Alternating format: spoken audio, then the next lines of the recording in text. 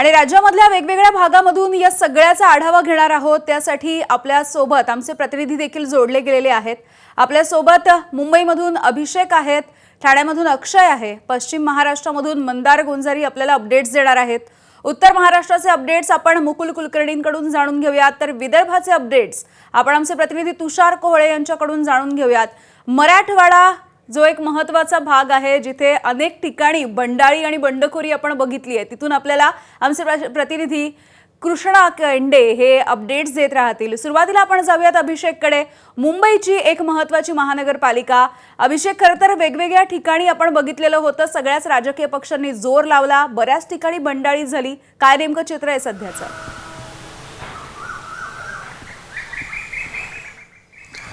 नक्कीच एकूणच मुंबई महापालिकेच्या संदर्भातली जर का परिस्थिती पाहायची तर अनेक जे बंडखोर आहेत त्यांना शांत करण्यात किंवा त्यांना शमवण्यामध्ये यश आपल्याला महायुती आणि प्रामुख्याने उद्धव ठाकरे पक्ष असेल किंवा मग इतर पक्ष असेल त्यांना यश आल्याचं पाहायला मिळते आहे। प्रामुख्याने जर का भाजपबद्दल बोलायचं झालं तर भाजपमध्ये अनेक बंडखोर आपल्याला असे पाहायला मिळालेले होते की त्यांच्यामुळे एकूणच मोठ्या प्रमाणात मतं जी आहेत ती कन्वर्ट होताना पाहायला मिळेल। मात्र अनेक बंडखोरांना शमवण्यामध्ये भाजपला सध्याला तरी यश आल्याचं पाहायला मिळत आहे। मात्र 6 ते 7 बंडखोर असे आहेत जे अजूनही आपल्याला उमेदवार रिंगणात असल्याचं पाहायला मिळत आहे। त्यामध्ये प्रामुख्याने दिव्या ढोले असतील, जान्हवी राणे असतील, अशी काही मोठी नावं आहेत जे अजूनही रिंगणात आहेत। दुसरीकडे जर पाहायचं तर शिवसेनेमधनं देखील अनेक बंडखोर आहेत जे अजूनही आपल्याला रिंगणात असल्याचं पाहायला मिळत आहे। दुसरीकडे एकूणच 173 संदर्भातला जो वॉर्ड आहे तिथं एबी फॉर्म हा भाजपचा जोडण्यात आलेला होता। भाजपकडनं त्या संदर्भात तक्रार देखील दाखल करण्यात आलेली होती। एकूण पूजा कांबळे तिथं उमेदवार आहेत शिवसेनेच्या। भाजपचा हा फॉर्म अजूनही तिथं ग्राह्य धरला जातो आहे आणि त्यामुळे मैत्रीपूर्ण लढत इथं आपल्याला होताना पाहायला मिळणार आहे। मात्र यामध्ये प्रामुख्याने जर का पाहायचं तर ही मैत्रीपूर्ण लढत होत असताना कुठेतरी महायुतीमध्ये मिठाचा खडा पडतोय का हे बघणं देखील महत्त्वाचं असेल। एकूणच कुठेतरी शिवसेनेच्या कार्यकर्त्यांची देखील नाराजी इथं पाहायला मिळते आहे। जे दत्ता केळुसकर आहेत भाजपचे कार्यकर्ते, त्यांच्याकडनं आपल्या पत्नीचा अर्ज इथं दाखल करण्यात आलेला आहे। त्यामुळे एकूणच इथली ही एकूणच लढत जी आहे ती महत्त्वाची मुंबईसाठी मानली जाते आहे। सोबतच 225 हा जो वॉर्ड आहे जिथं हर्षदा नार्वेकर उभे असल्याचं पाहायला मिळतं आहे, राहुल नार्वेकर यांच्या भाऊजाई, तर तिथं देखील आपल्याला अशाच प्रकारची तिरंगी लढत होताना पाहायला मिळत होती। मात्र अर्ज जो आहे तिथं शिवसेनेनं तो मागे घेतला आहे। त्यामुळे एकूणच आता अधिकृत उमेदवार हा भाजपचाच आहे। एकूण महायुती आणि महाविकास आघाडीच्या दृष्टीने बोलायचं तर अनेक बंडखोर हे शांत करण्यात यश आलेलं आहे। मात्र काही प्रमुख जे बंडखोर आहेत ते अजूनही मैदानात दिसतात। अगदी अभिषेकाचे सोबत रहा। यानंतर आपण अक्षय भाटकर आमच्या सोबत आहेत, आपले प्रतिनिधी, त्यांच्याकडून जाणून घेऊयात। अक्षय, खरं तर ठाणे आणि कल्याण डोंबिवली या सगळ्या ठिकाणी जर आपण बघितलं तर कल्याण डोंबिवलीमध्ये आता महायुतीकडून भाजपकडून सध्या 15 उमेदवारांची बिनविरोध निवड झाल्याचं कळतंय। ठाण्याचं नेमकं काय चित्र आहे अक्षय?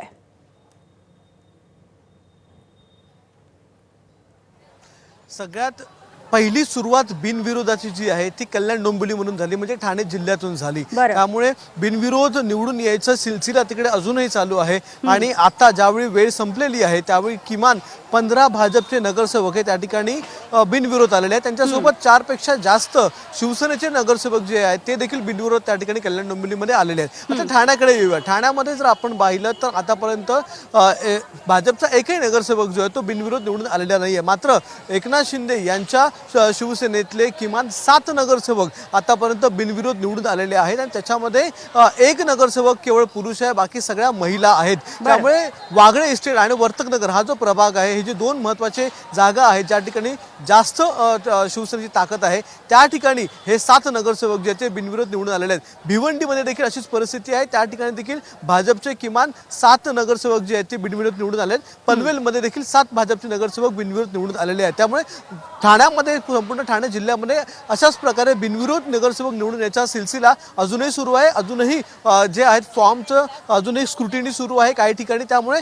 आणखीन काही बिनविरोध नगरसेवक निवडून येतील अशी शक्यता सांगितली जाते।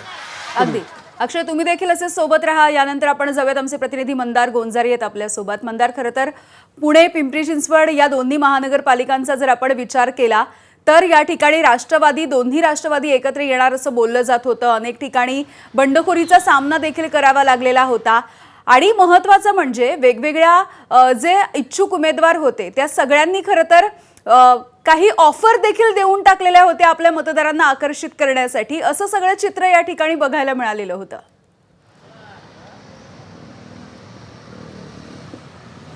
पुण्यामध्ये भाजप आणि शिवसेनेची युती आणि दोन्ही राष्ट्रवादी काँग्रेसची आघाडी कागदावरतीच उरलेली आहे.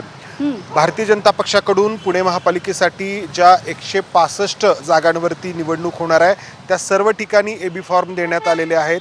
तर एकनाथ शिंदे यांच्या शिवसेनेकडून 150च्या आसपास म्हणजे 165 पेक्षा अवघे 15 अर्ज कमी असतील एबी फॉर्म देण्यात आलेले आहेत. त्यामुळं या सर्व ठिकाणी धनुष्यबाण विरुद्ध कमळ अशी लढत होणार आहे. यामधली प्रामुख्याने लढत असणार आहे ते एकनाथ शिंदे यांच्या शिवसेनेमध्ये असलेले माजी आमदार रवींद्र धंगेकर यांचा मुलगा प्रणव धंगेकर याची लढत आहे. ते भाजपचे माजी सभागृह नेते गटनेते राहिलेले गणेश बिडकर यांच्या विरोधामध्ये. आणि हे असंच चित्र सगळीकडे पाहायला मिळणार आहे. दुसरीकडे दोन्ही राष्ट्रवादी काँग्रेस एकत्र येणार याची भरपूर चर्चा झाली. मात्र शेवटच्या क्षणी जेव्हा अर्ज भरण्याचा शेवटचा दिवस होता तेव्हा दोन्ही राष्ट्रवादी काँग्रेसनी सढळ हाताने एबी फॉर्म वाटले. अजित पवारांच्या राष्ट्रवादी काँग्रेसकडून 157 ठिकाणी 165 पैकी एबी फॉर्मचं वाटप करण्यात आलं. आणि त्यामुळं अजित पवारांच्या पक्षाकडून एवढे जर एबी फॉर्म वाटण्यात येत आहेत हे पाहून शरद पवारांच्या राष्ट्रवादी काँग्रेसकडून देखील जवळपास 90 ठिकाणी एबी फॉर्मचं वाटप करण्यात आलं. यापैकी किती एबी फॉर्म आत्ता शेवटच्या क्षणी परत घेण्यात आले याची आकडेवारी दोन्ही राष्ट्रवादी काँग्रेसच्या नेत्यांकडे नाही. काही फॉर्म आम्ही मागे घेतलेले आहेत. मात्र बहुतांश ठिकाणी राष्ट्रवादी विरुद्ध राष्ट्रवादी अशी लढत देखील आपल्याला पाहायला मिळणार आहे. त्यामुळे युती आणि आघाडी कागदावरतीच उरलेली आहे. महाविकास आघाडीमध्ये असलेले काँग्रेस आणि उद्धव ठाकरे यांची शिवसेना यांनीच थोड्याफार सामोपचाराने उमेदवार जे आहेत ते उभा केल्याचं आपल्याला पाहायला मिळतंय. पश्चिम महाराष्ट्रातील सांगली असेल किंवा कोल्हापूर असेल या ठिकाणी देखील युती आणि आघाडीचं घोंगडं शेवटच्या क्षणापर्यंत भिजत पडलं. फक्त कोल्हापूरमध्ये हे तिन्ही पक्ष जे राज्यात सत्तेमध्ये आहेत भारतीय जनता पक्ष, अजित पवारांचा राष्ट्रवादी आणि एकनाथ शिंदे यांची शिवसेना एकत्रितपणे लढतायत. आणि तिथे अजित पवारांच्या पक्षाचे जे बंडखोर होते त्यांना उमेदवारी मागं घेण्यास लावण्यात तिथल्या नेत्यांना यश आलेलं आहे. मात्र बहुतांश ठिकाणी जी आहे ती बंडखोरी अटळ ठरलेली आहे. बरं मंदार, तुम्ही देखील असे सोबत राहा. यानंतर उत्तर महाराष्ट्रामधलं नेमकं काय चित्र आहे जाणून घेऊयात. आमचे प्रतिनिधी मुकुल कुलकर्णी आपल्या सोबत आहेत. मुकुल, ज्यावेळेला भाजपमध्ये जोरदार इनकमिंग या ठिकाणी होत होतं, गिरीश महाजन यांचा रोषाला देखील सामोरं जावं लागलेलं होतं. उत्तर महाराष्ट्रामध्ये देखील मोठ्या प्रमाणावरती इच्छुकांची नाराजी दिसून आली. काय नेमकं चित्र आहे सध्याचं?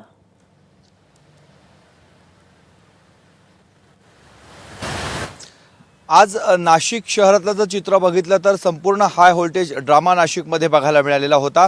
नाशिकचे 2 प्रभाग अत्यंत चुरशीचे आणि महत्त्वपूर्ण झालेले आहेत. प्रभाग क्रमांक 25 आणि प्रभाग क्रमांक 29 यामध्ये सुधाकर बडगुजर यांचे पुत्र दीपक बडगुजर यांनी प्रभाग क्रमांक 25 मधनं आपली उमेदवारी मागे घेतली. मात्र प्रभाग क्रमांक 29 मधली उमेदवारी कायम ठेवलेली आहे. त्यामुळे तिथून भाजपचे माजी नगरसेवक मुकेश शहाणे यांचा अर्ज हा बाद करण्यात आलेला होता. आता मुकेश शहाणे यांना अपक्ष लढण्याशिवाय, बंडखोरी करण्याशिवाय कुठलाही पर्याय राहिलेला नाहीये. त्यामुळे दीपक बडगुजर विरुद्ध मुकेश शहाणे हा एक चुरशीचा सामना प्रभाग क्रमांक 29 मध्ये बघायला मिळेल. याचेच 2 पडसाद उमटलेले आहेत. एक तर हर्षा बडगुजर यांना पक्षाने अधिकृत उमेदवारी दिलेली होती, त्यांना माघार घ्यावी लागली. आणि ज्यांच्याकडे देखील एक एबी फॉर्म होता त्या भाग्यश्री डोमसे यांना हर्षा बडगुजर यांच्यामुळे त्यांची उमेदवारी बाद झालेली होती. आता त्यांना पुरस्कृत म्हणून निवडणूक लढावी लागणार आहे. असा गोंधळ हा सिडको परिसरामध्ये घडलेला आहे. तर आपण नाशिक जिल्ह्यातील एकूण 8 बंडखोर आहेत, जे महत्त्वाचे बंडखोर भाजपची डोकेदुखी वाढवू शकतात. त्या 8 बंडखोरांनी आपली उमेदवारी कायम ठेवलेली आहे. त्यामध्ये शशी जाधव, अमित घुगे, दिलीप दातीर, रुची कुंभारकर अशांचा समावेश आहे. त्यामुळे याला भाजप कसं तोंड देणार हे बघणं महत्त्वाचं आहे. दुसरीकडे आपण जळगावचा जर विचार केला तर जळगावमध्ये भाजपची युती झालेली आहे. तिथे आतापर्यंत आतापर्यंत 12 नगरसेवक हे बिनविरोध निवडून आलेले, त्यामध्ये 6 हे शिवसेनेचे आहेत, 6 भाजपचे आहेत. त्याचबरोबर धुळे जिल्ह्यामध्ये धुळे महानगरपालिकेमध्ये 4 भाजपचे नगरसेवक हे बिनविरोध निवडून आलेले, तर अहिल्यानगरमध्ये 2 भाजप आणि 2 राष्ट्रवादी काँग्रेस असे नगरसेवक हे बिनविरोध झालेले. त्यामुळे उत्तर महाराष्ट्राचा जर विचार केला तर आतापर्यंत साधारणतः 20 जणांची बिनविरोध म्हणून नोंद करण्यात आलेली आहे. त्यामध्ये सर्वाधिक आकडा जर कोणाचा असेल तर तो भारतीय जनता पक्षाचा आहे. अगदी मुकुल, तुम्ही देखील असे सोबत राहा. यानंतर विदर्भामधलं चित्र जाणून घेऊया. तुषार कोहळे आमचे प्रतिनिधी आहेत आपल्यासोबत. तुषार, खरं तर मुनगंटीवार आणि जोरगेवार यांच्यामधलं काहीसं नाराजी नाट्य असेल, रस्सीकेच आहे, हे सगळं बघायला मिळालेलं होतं. काय नेमकं विदर्भामधलं चित्र आहे? विदर्भात जर काय विचार करायचा झाला तर नागपूर असेल, अमरावती असेल, अकोला किंवा चंद्रपूर या 4 महानगरपालिका येतात आणि बहुतांश ठिकाणी जी बंडखोरी पाहायला मिळाली ती भाजपच्या गोटामध्येच पाहायला मिळाली. मात्र या बंडखोरांना शांत करण्यामध्ये मोठ्या प्रमाणात भाजपला तितकं यश देखील आल्याचं आपल्याला पाहायला मिळत आहे. नागपूरमध्ये मात्र काही अजूनही बंडखोर आहे जे यांचा उमेदवारी अर्ज कायम असल्यामुळे भाजपची डोकेदुखी वाढलेली आहे. भाजपने 6 प्रभागामध्ये एकाच एबी फॉर्मवर 2 उमेदवारांची नावं दिली होती. त्यापैकी धीरज चव्हाण जे प्रभाग 16 मधनं आहे, जिथे संघमुख्यालय असेल किंवा केंद्रीय मंत्री नितीन गडकरी यांचं मतदान आहे, त्या प्रभागामध्ये बंडूराव यांच्या विरोधात धीरज चव्हाण यांनी आपली उमेदवारी कायम ठेवली आहे. शेवटल्या क्षणाला त्यांनी अर्ज मागे घ्यायला नकार दिला, मोबाईल बंद केला, त्यामुळे तो भाजपसाठी एक मोठा झटका मानला जातो. सोबतच माजी महापौर अर्चना डेहंकर असेल, यांचे पती विनायक डेहंकर यांनी देखील आपला उमेदवारी अर्ज कायम ठेवलेला आहे. यासोबत 6 टर्मचे नगरसेवक सुनील अग्रवाल असेल किंवा दुसरे भाजपचे पदाधिकारी सुनील मानेकर असेल, यांनी देखील आपला उमेदवारी अर्ज कायम ठेवलेला आहे. त्यामुळे बऱ्यापैकी जवळपास 80% बंडखोरांनी अर्ज मागे घेतला असला तरी काही प्रभागामध्ये बंडखोर असल्यामुळे भाजपचं तिथलं समीकरण बिघडण्याची शक्यता व्यक्त केली जात आहे. दुसरीकडे काँग्रेसचा विचार करायचा झाला तर काँग्रेसचे जे माजी नगरसेवक होते पुरुषोत्तम हजारे यांनी शेवटल्या क्षणाला उमेदवारी अर्ज मागे घेतला, त्यामुळे काँग्रेसच्या अधिकृत उमेदवारांनी त्यांचं पालिका कार्यालयामध्ये त्यांचा सत्कार केला. अशा प्रकारचं चित्र देखील आपल्याला पाहायला मिळालं. एक चित्र आज नागपूरमध्ये किशन गावंडे यांच्या घरासमोर पाहायला मिळालं की त्यांनी देखील उमेदवारी अर्ज मागे घेतला, मात्र त्यांना मोठ्या रोषाचा, कार्यकर्त्यांच्या रोषाचा सामना करावा लागला.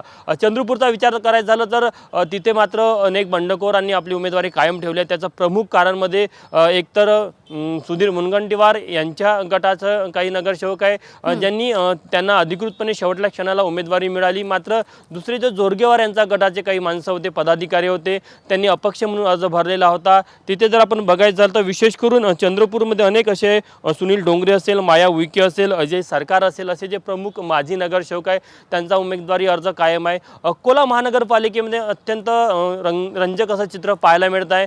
म्हणजे भारतीय जनता पक्षासोबत स्वाभिमान म्हणजे रवी राणा यांचा स्वाभिमान पक्ष हा सोबत आहे. मात्र सरकारमध्ये जरी सोबत असलं तरी महानगरपालिकेच्या निवडणुकीमध्ये हे 2 पक्ष एकमेकाच्या विरोधामध्ये आहे. त्यामुळे नवनीत राणा या भाजपच्या प्रचार करताना पाहायला मिळेल तर रवी राणा हे स्वतः आपल्या पक्ष, त्यांचा जो स्वाभिमान युवा स्वाभिमान पक्ष आहे त्याचा प्रचार करताना आपल्याला पाहायला मिळणार आहे. अकोला महानगरपालिकेमध्ये पाहिजे तशी बंडखोरी आपल्याला पाहायला मिळत नाही. काँग्रेसमध्ये खूप कमी झाली, मात्र भाजपच्या गोटामध्ये तिथे देखील बंडखोरी झाल्याचं पाहायला मिळत आहे. अगदी तुषार, तुम्ही देखील सोबत राहा. आणि आता महत्त्वाचा विभाग मराठवाडा, कारण केवळ नाराजी नाही तर खऱ्या अर्थानं महाराष्ट्रानं जे नाट्य अनुभवलं कृष्णा, तुम्ही वारंवार इथले अपडेट्स देत होता. 2-2 तास या ठिकाणी मध्यवर्ती कार्यालयांमध्ये अक्षरशः स्वतःवरती रॉकेल ओतून घेण्याची वेळ इथल्या नाराजांमध्ये आली. काय नेमकं चित्र आहे तिथलं? मराठवाड्यामध्ये एकूण 5 महानगरपालिका आहेत. 5ही महानगरपालिकेत कुठेही बिनविरोध निवडून आणण्यात कोणत्याही पक्षाला यश आलं नाही. मात्र दुसरीकडे आपण पाहिलं तर छत्रपती संभाजीनगरमध्ये भाजपाला एक यश आलेलं आहे. ते अश्विनी ज्या आहेत म्हणजे अश्विनी खेडकर या पूर्वी भाजपामध्ये होत्या, मात्र त्या नाराज झाल्या, त्या शिवसेनेत गेल्या, त्यांची उमेदवारी घेतली आणि त्यांनी आज अर्ज मागे देखील घेतला. त्यामुळे शिंदे सेनेला एक मोठा फटका बसला. दुसरीकडे जिथं MIMचं मुस्लिम बहुल भागात प्राबल्य आहे तिथे पहिल्यांदाच अशी घटना घडली की MIMच्या अधिकृत उमेदवारानं देखील मागे घेतली आहे. त्यांचं नाव परवीन खान आहे, त्यांनी देखील या ठिकाणी मागे घेतलेली आहे. अशाच प्रकारचं चित्र नांदेडमध्ये पाहायला मिळालेलं होतं. नांदेडमधले जे महेंद्र पिंपळे आहेत यांनी शिंदे गटाकडनं या ठिकाणी उमेदवारी घेतलेली होती, मात्र तिथे देखील अशोक चव्हाणांच्या मध्यस्थीने त्यांनी ती माघार घेतली. म्हणजे मराठवाड्यात शिंदे सेनेला आपल्याच चिन्हावरती उभ्या असलेले 2 लोकांनी माघार घेतली आहे आणि त्यामुळे नवं संकट त्यांच्या समोर आता त्या ठिकाणी उमेदवार शोधायचं झालेलं आहे. खास करून आपण ज्या कार्यालयामध्ये गेल्या काही दिवसांमध्ये जो प्रचंड राडा पाहिलेला होता, तिथं भाजपाचे जवळपास 100पेक्षा अधिक उमेदवार जे होते, त्या काहींनी अपक्ष तर काहींनी इतर पक्षामध्ये जाऊन किंवा बंडखोरी केलेली होती. त्यात बंडखोरी शमवण्याला यश जरी आलं असलं तरी हवं तेवढं यश म्हणजे संपूर्ण यश आलेलं नाही. अजूनही काही बंडखोर या ठिकाणी आहेत आणि या सगळ्या संदर्भात बोलण्यासाठी आपल्यासोबत किशोर शितोळे आहेत. खरं तर तुम्हाला यश आलं, मात्र पूर्ण यश आलेलं पाहायला मिळालं नाही. काय कारण आहेत? आता पुढची तुमची रणनीती काय? नाही, अपक्ष जे भरलेले होते त्याच्यामध्ये आम्हाला पूर्ण यश आलेलं आहे. त्या सर्वांनी आपले अर्ज मागे घेतलेले आहेत. बंडखोर जे की आपण शिंदे सेनेमध्ये आपण पाहिलं की शिंदे सेनेत आमचे 18 जण गेलेले आहेत आणि त्यातल्या अश्विनी खेडकर यांनी त्यांच्या चिन्हावर भरलेला फॉर्म परत घेतलेला आहे. हे एक मोठं यश आहे. लता दलालताई आमच्या गेलेल्या होत्या, त्या परत आलेल्या आहेत. तर अशी आमच्याकडे जी बंडखोर मी म्हणणार नाही त्यांना, ते आमच्या घरातले आमच्या कुटुंबातले सदस्य आहेत. ते थोड्या वेळासाठी रागवून रुसून गेले होते, पण आमच्या सगळ्या टीमनी किती टक्के यश मिळालंय? 95% यश मला मिळालेलं आहे. आकडे येत आहेत, अजून कार्यालयाची यादी अंतिम होऊन मला वाटतं ते 100% पण होऊन जाईल. ही प्रतिक्रिया भाजपाची आहे, मात्र काही अनेक अशी नावं आहेत ज्यांनी माघार घेतलेली नाही, ज्यामध्ये अन्य काही नावं आहेत म्हणजे संभाजीनगरमध्ये. आता त्यांच्याविषयीची काय रणनीती असेल हे पाहणं महत्त्वाचं असणार आहे. मात्र अशीच परिस्थिती संपूर्ण मराठवाड्यामध्ये होती. नांदेडमध्ये जर आपण पुन्हा गेलो तर नांदेडमध्ये देखील अशोक चव्हाणांना बऱ्याच उमेदवार मागं घेण्यामध्ये त्यांना यश आलेलं आहे. अशाच पद्धतीची स्थिती या ठिकाणी इतर महानगरपालिकेचे लातूरमधले देखील आहे. तिथे देखील कोणी बिनविरोध निवडून आणण्यात कोणालाही यश मिळालं नाही. त्यामुळे मराठवाड्यामध्ये चुरशीची लढाई पाहायला मिळणार आहे, कारण की सगळे एकमेकांच्या विरोधात आहेत. कुठे युती किंवा आघाडी नाही. नांदेडमध्ये जी या ठिकाणी युती होती, ज्यामध्ये RPI आणि भाजपची होती, ते देखील आज तुटली अशा प्रकारची घोषणा त्यांनी केलेली आहे. त्यामुळे मराठवाड्यात सर्वपक्षीय नेते एकमेकांच्या विरोधात उभे असलेले पाहायला मिळते आणि थोड्या वेळातच चित्र स्पष्ट होईल की तगड्या लढती कुणाच्या आहेत आणि कुणी बंडखोरी पूर्णपणे मागे घेतलेली नाही. अगदी अगदी. तर एकूणच महाराष्ट्राचं सध्याचं काय चित्र आहे आपण जाणून घेत होतो. आमचे प्रतिनिधी अभिषेक, अक्षय, मंदार, मुकुल, यानंतर तुषार आणि कृष्णा या सगळ्यांनी आपल्याला एकूणच हे चित्र काहीसं स्पष्ट केलेलं आहे. तुम्हा सगळ्यांचे आभार. एबीपी माझा, उघडा डोळे बघा नीट.